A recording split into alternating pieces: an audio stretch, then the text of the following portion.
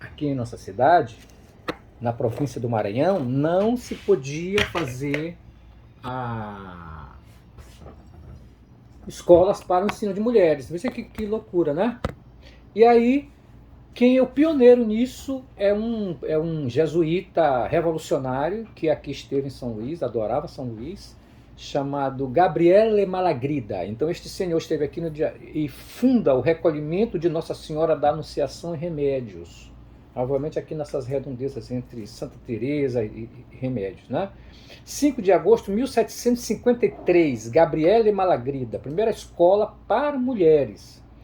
E aí, logo em seguida, o legado disso são as Ursulinas. Isso passa depois esse colégio ele passa para o comando das Irmãs Ursulinas, depois para as Doroteias até 1879. Peraí, então você está agora resgatando o Colégio Santa Teresa, por Santa exemplo, é uma Teresa, que é sequência. uma sequência disso. É Então um vamos voltar aí, ó. Você que está nos ouvindo agora, está nos acompanhando, nós estamos resgatando uma figura que é até esquecida. Muita gente não fala nem sobre essa personagem. Gabriel Malagrida. Malagrida. Então, quer dizer, naquela época, gente, não havia nem colégio para as mulheres. Ele cria esse colégio. Cria este colégio para mulheres e que depois passa pelo comando das Ursulinas, das Doroteias, até 1879 e a partir só de 1854 é que passa a ser o asilo de Santa Teresa. E aí começa a hospedar mulheres que na época eram, digamos, não eram aceitas, não eram bem, né? Mulheres solteiras, mulheres viúvas, mulheres descasadas. Viúvas, como assim? Também é porque as mulheres que ficavam viúvas, elas ficavam um pouco desprestigiadas na sociedade, né? Ah, eram abandonadas. E isso, tipo assim, e Mas elas aí, não tinham herança dos maridos naquela época? Não não ficava com sei, não elas? sei, não sei, né? Mas havia uma desassistência total a mulheres que não pertenciam, que não tinham oportunidades, digamos assim, econômicas. E aí surge esse asilo Santa Teresa, que é um legado do Malagrida, mas um pouquinho antes disso nasce uma figura nas Astúrias, uma que ia para o Rio de Janeiro. Veja a nossa sorte. Ela vinha de navio de Portugal, né, e de Espanha para o Rio de Janeiro. Aí dá uma tempestade terrível e o navio é obrigado a aportar aqui em São Luís. Não vão parar em São Luís, esperar a tempestade passar e depois vão para o Rio de Janeiro. Mas ela acaba ficando aqui em São Luís. Não, eu vou ficar logo aqui porque essa chuva não passa e tal, né? E chega aqui, desembarca, né? Essa espanholita das Astúrias, chamada Martinha Alonso Viado Álvares de Castro, que já desembarca aqui com a filha Martinha Maria da Glória Castro. E aqui conhece um jornalista também perseguido pela coroa imperial, João Antônio Garcia de Abranches. Fica conhecido como Garcia de Abranches. Um Abranches nobre é neto dele, que é o Danchi, que publica o Almanaque do Maranhão, Cativeiro no Rio de Janeiro. Né? Mas o mais importante é que esta senhora, esta que depois recebe o título, né? Ela recebe o título do bispo da província. Não, pera lá. Ela recebe o título. Esse bispo da província não gostava dela, veja bem. O bispo da província não gostava dela, era um monge português, era contrário à criação dessas escolas. E ela recebe esse título, né? Ela ganha esse título e de semeadora de luzes. Veja bem, de Fernando José da Silva Feitosa. Não, isso já foi um TCC que foi feito que descobriu isso. Mas ela recebe esse título do presidente da província, conselheiro Jerônimo Martiniano Figueiredo de Melo, Figueira de Melo, 1943, que ela é reconhecida com esse título, veja bem, já tardiamente, né? Porque ela morre em 1955 e deixa 1855 e deixa esse legado. Esse colégio começa a funcionar, Colégio Nossa Senhora da Glória, começa no Sobrado dos Abranches, aqui na Rua do Ribeirão, com Rua do Sol, que foi demolido para fazer aquele centro comercial. Depois essa escola vai para a Rua do Aí, Giz. foi demolido ali. É, eles venderam. É aquele centro comercial agora, edifício, como é que chama? Colonial, aquele edifício ali Ah, na. ali era exatamente O Casarão dos Abranches, ali que foi a primeira, essa escola, né, para mulheres, já de uma forma bem Ah, foi consolidada. naquele local. Naquele local, chamado Casarão, Sobrado dos Abranches da Rua do Sol. Entre Rua do Ribeirão e Rua do Sol, de esquina ali. Um sobrado que existia ali. Depois o colégio se muda para a Rua do Giz e a família Abranches se muda para a Rua dos Remédios. E fica lá, que é aquela rua lá de cima, né? Outros colégios também se destacaram, Rosa Nina, Luna Freire, Irmãs Carmine. Tudo isso eu tive acesso através de um TCC, uma monografia de conclusão de curso de Fernando José da Silva Feitosa, do curso de História da UEMA, defendido em 2007. Né? Então ele resgata também o que começou com a professora Diomar, do Departamento de Educação da UFMA, que vai atrás da história da educação do Maranhão e acaba descobrindo esta senhora, esta vovó fantástica, semeadora de luzes, onde ela andava, ela dizendo que as mulheres precisavam. E ela abre essa escola que ensinava, Robson, ensinava educação física, ensinava primeiras letras, como era chamada, costura e bordados, tinha aula de piano, tinha aula de dança, tinha aula de desenho, tinha aula de francês. O bispo só não gostava dela porque ela não botou ensino religioso para as mulheres.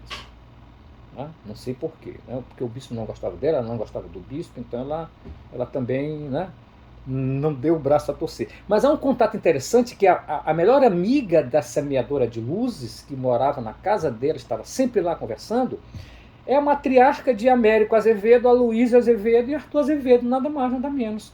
Dona Emília Branco. Esta senhora, através de seu filho, faz depois o Teatro Arthur Azevedo.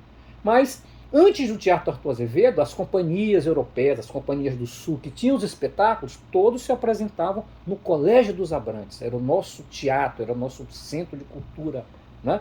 aqui em São Luís do Maranhão. Isso aí você está falando antes da criação do Arthur Azevedo? Do Arthur Azevedo, antes da construção do Teatro Arthur Azevedo. Quer dizer que a Casa dos Abrantes era mais, quer dizer, funciona como escola, funciona como teatro, um multiplicador de artes. Exatamente, lá, o teatro. Exatamente, tudo por causa da luz dessa semeadora que aqui esteve, né? E chegou aqui por causa de uma tempestade. Uma tempestade que deixava aqui, porque ela é para a capital, que era Rio de Janeiro, que era o grande centro, né? Que começa já no período imperial. E vim para cá para São Luís. Mas o que me trouxe essa senhora, e que eu vou agora chamar a atenção dos ouvintes, dos descendentes dos Abranches, é para a gente localizar a origem e a vida, juntamente com um senhor chamado Exídio Barros, que está fazendo a biografia de José Eduardo Abranches Moura.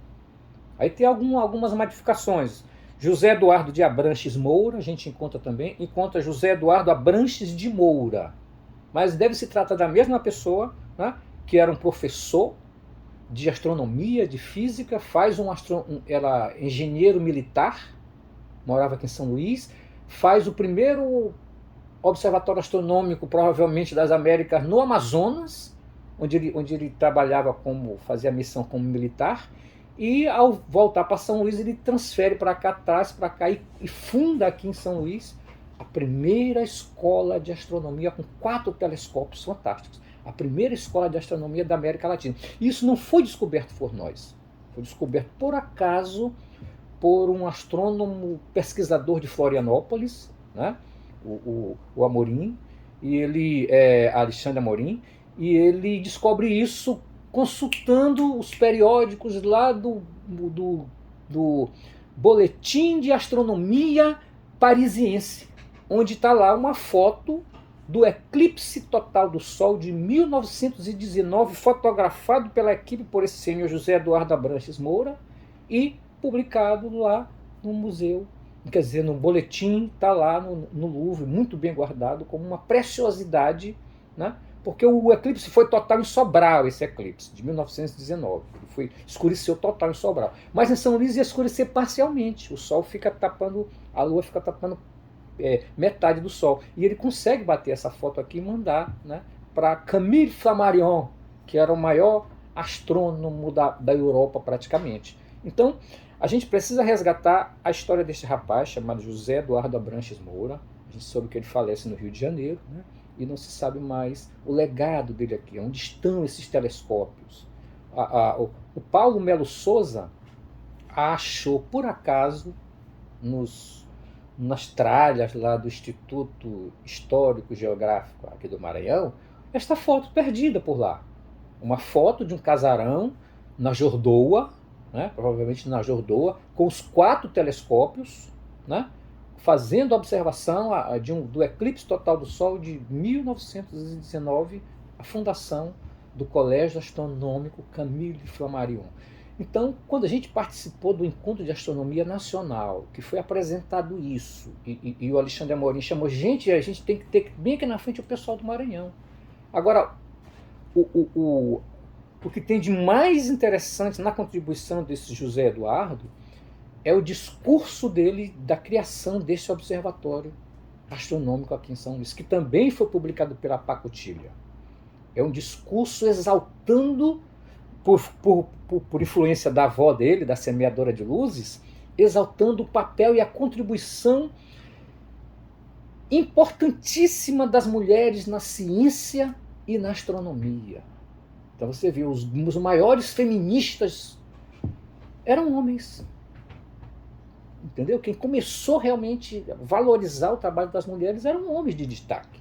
E esse José Eduardo Abranches de Moura é fantástico. O discurso dele, o Alexandre Amorim contratou uma pessoa de rádio, fez uma trilha sonora condizente, dizendo ele a esses anos 80, a esses anos passados aqui são os séculos passados, e onde ele consegue reproduzir o discurso e se emocionou a todos no Encontro Nacional de Astronomia em Sobral.